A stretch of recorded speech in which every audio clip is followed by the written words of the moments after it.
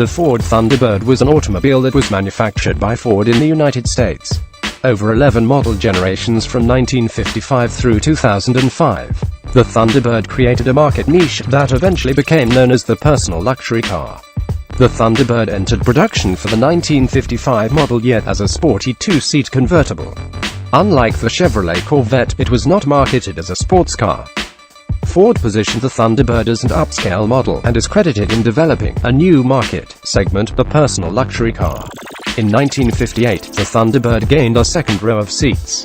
Succeeding generations became larger until the line was downsized in 1977.